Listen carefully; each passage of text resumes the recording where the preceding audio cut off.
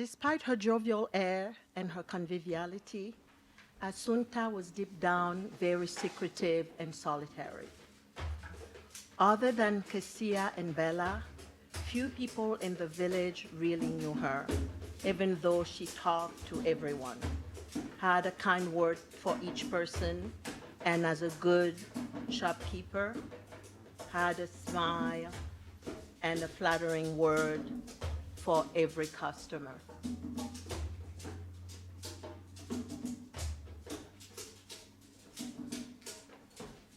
Yet, she was wasting away in plain sight, spending entire days in bed, convulsing with coughing fits, and plagued by various other ills about which she said little.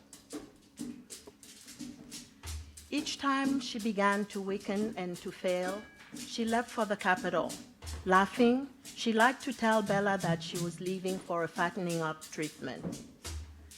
But Bella eventually understood that the reason she was leaving so frequently was to keep people from gossiping, to keep people from deserting the center, which had become her life, her second skin. She was prepared to do anything to preserve the only place that brought her a modicum of dignity.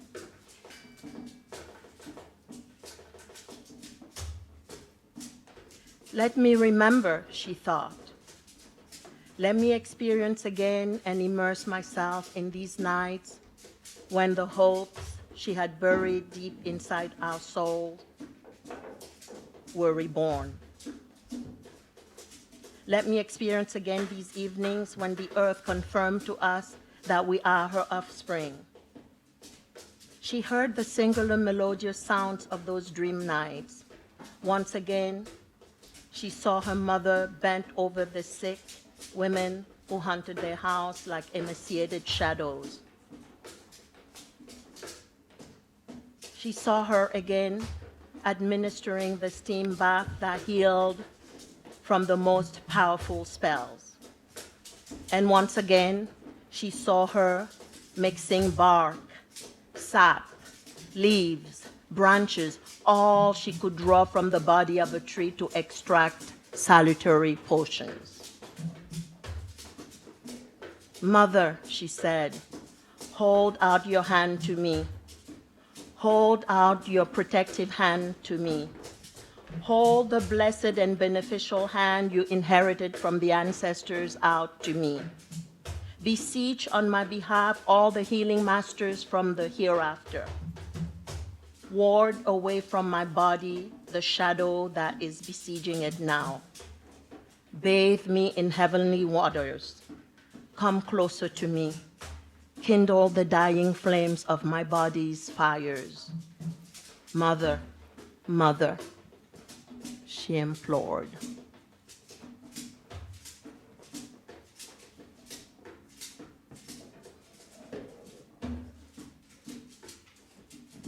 Her body became lighter and lighter and became lighter still. And with the spirit of her mother, she felt herself leaving her body. Together, they kept watch over her young body that reflected an incandescent light akin to that of the rosary that glow in the dark. The room was bathed in darkness.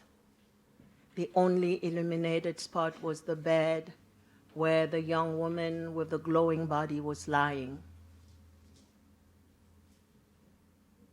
Then, all of a sudden, they heard the clinking of the cowries tied around the dancers' ankles and the steady beat of the calabashes.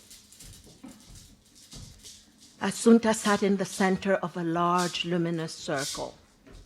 There she was, her face tense with pain, her gaze intense, her eyes feverish. Across from her was her mother, healing staff in hand, surrounded by her sisters in battle. Together, they uttered incantations They pleaded with the ancestors. They implored their pity. My daughter was called prematurely, Assumta's mother yelled. They had the wrong door. She was brandishing her staff towards the heavens. Her body entered into a violent trance. The opponent's arrows were unstoppable, but as an experienced healer, her body knew how to fend off the blows she received. She gave a few of them as well. The duel lasted for hours. Despite the leaping, the tumbling on the ground, despite the shouts and the rattles, despite all of these desperate mother's secret gestures, the bird of death, a funereal owl with overdeveloped eyes and ears that never gave its prey a chance, clung to her shoulder.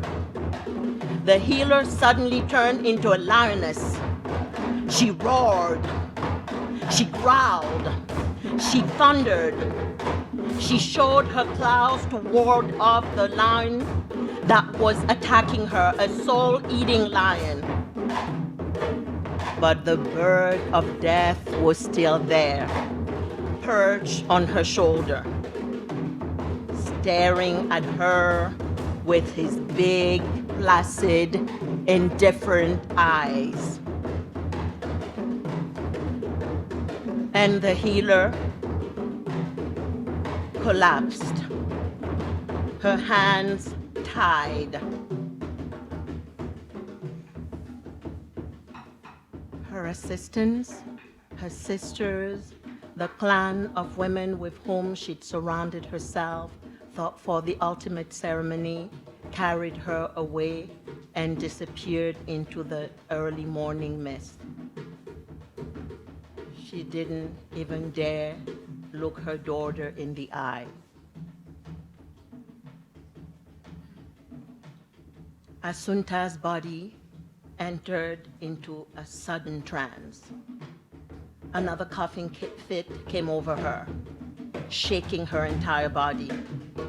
She let out a rattle, arched her back. Her bosom was on fire. 1,000 spears and 1,000 of needles pierced her loins. Someone was holding her waist in a pincer, and her neck was caught in a vice. Her body had become a war zone under assault from visible and invisible soldiers.